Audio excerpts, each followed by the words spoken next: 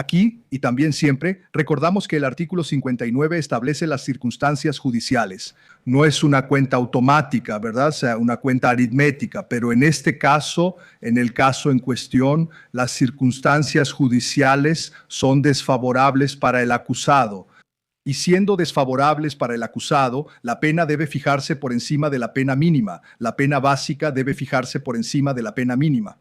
Sí, aquí, si verificamos la necesidad que establece el Código Penal de que la pena sea fijada en la medida necesaria y suficiente para el reproche y la prevención del delito.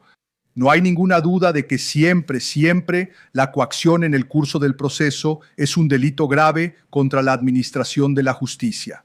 Pero las circunstancias judiciales de este caso específico son aún más graves, porque hubo una actuación de un exdiputado federal representando o poniéndose como representante del pueblo brasileño en un gobierno extranjero, actuando en contra del pueblo brasileño, actuando en contra de las instituciones brasileñas, actuando en contra del poder judicial brasileño, llevando información confidencial, información procesal confidencial a autoridades estadounidenses, insistiendo, aunque eso causara un gran perjuicio económico y social para Brasil, insistiendo en la coacción para favorecer a su propio padre.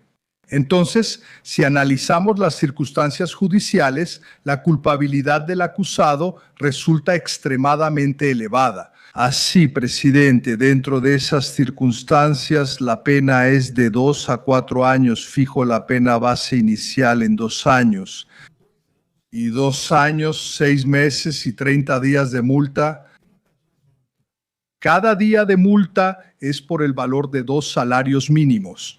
No hay en la segunda fase ni atenuantes ni agravantes que deban aplicarse.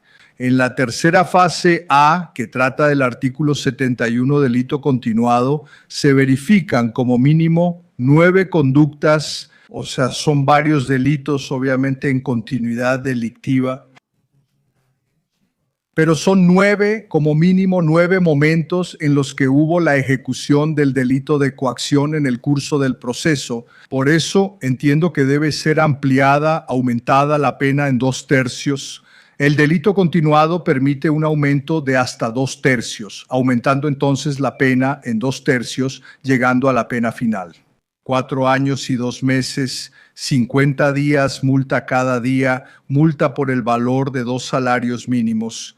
En los términos del artículo 33 del Código Penal, se fija el régimen inicial de cumplimiento de la pena en el régimen semiabierto. Solo que, presidente, dejo de condenar por la indemnización es por daños morales colectivos.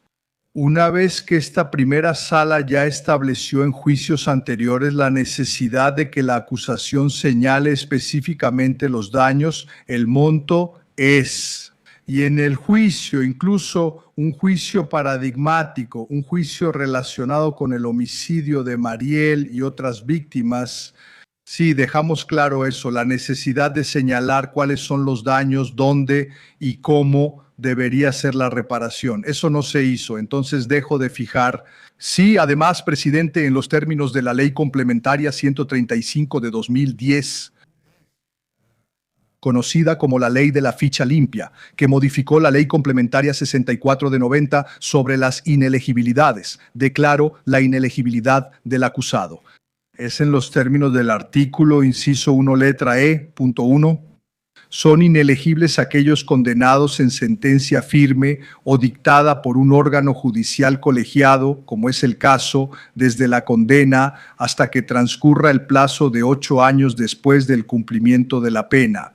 Delitos contra la economía popular, la fe pública y delitos contra la administración de la justicia, que es exactamente este.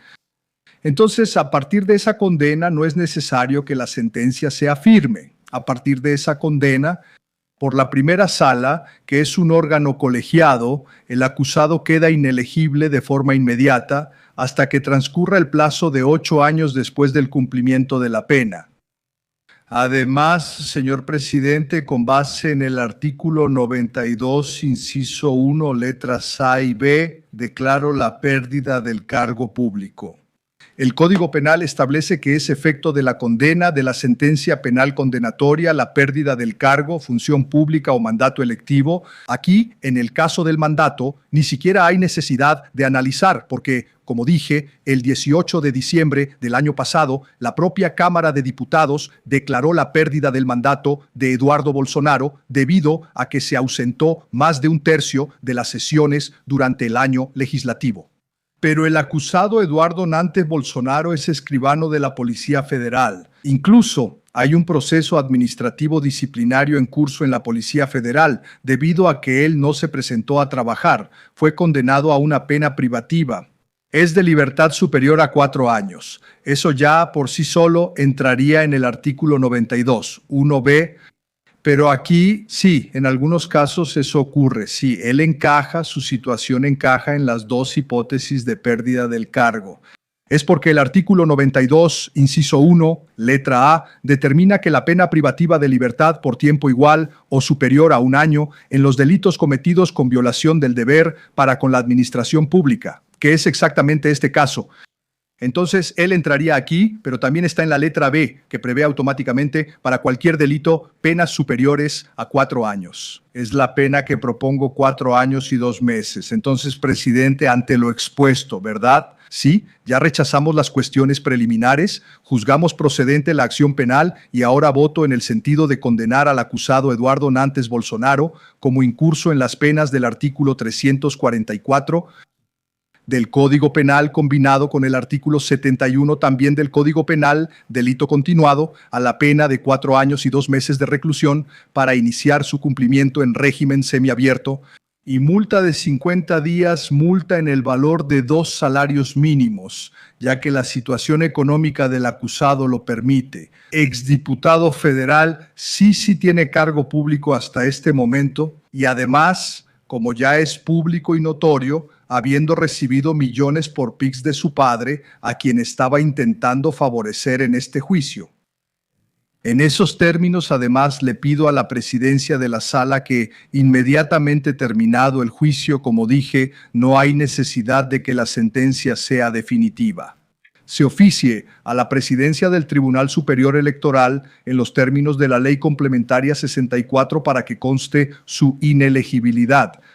Y gracias, señor. Una vez que la sentencia sea definitiva, inscriba el nombre del acusado en el registro de condenados, emita la orden de ejecución y, en los términos del artículo 15, inciso 3 de la Constitución Federal, a partir de la sentencia definitiva, quedarán suspendidos sus derechos políticos. Es mi voto, presidente.